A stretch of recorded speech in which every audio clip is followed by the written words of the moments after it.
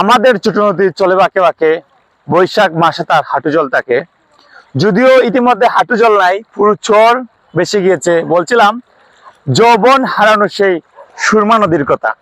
ইতিমধ্যে দেখতে পাচ্ছেন আমার অদূরে অবস্থিত হচ্ছে সেই কিন ব্রিজ, আমাদের সিলেটের ঐতিহাসিক ঐতিহ্যবাহী কিন ব্রিজ। ঠিক এখানে দেখতে পাচ্ছেন সবজি বাগান হচ্ছে। 18 কিলোমিটার সুরমা নদী খননের জন্য 50 কোটি টাকা বাজেট ঘোষণা করা হয়েছিল, তারপর কাজও হয়েছিল। কিন্তু 9 কিলোমিটার কাজ করার পর বন্ধ হয়েছে কোনো একটি ইস্যুতে। আমরা সেই কথাই বলছি। এবং আপনারা জানেন বন্যার কারণে কিন্তু পুরো সিলেট নগরী বিগত দিনে কি ধরনের চরম ভোগান্তিতে ভুগেছিল। আজ সুরমা নদীর এই বেহাল দশা দেখার কেউ নেই।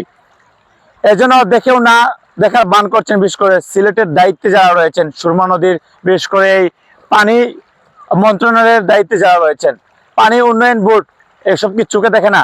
এত বড় একটি বিশাল চর সুরমা নদীর বুকে, বিশাল দানবাকৃতির একটি চর বেশি উঠেছে, পানি উন্নয়ন বোর্ড কোথায়? ক্যামেরার ঠিক সামনে দেখতে পাচ্ছেন কিন ব্রিজের দৃশ্য এবং পাশেই রয়েছে বিশাল একটি চর।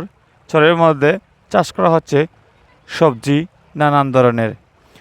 সুরমা নদী যৌবন হারিয়ে বিশাল একটি চর সৃষ্টি হয়েছে সুরমা নদীতে। দীর্ঘদিন খনন না করার ফলে সিলেটবাসী বারবার বন্যায় কবলিত হন। তার অন্যতম কারণ হচ্ছে সুরমা নদী খনন না করা।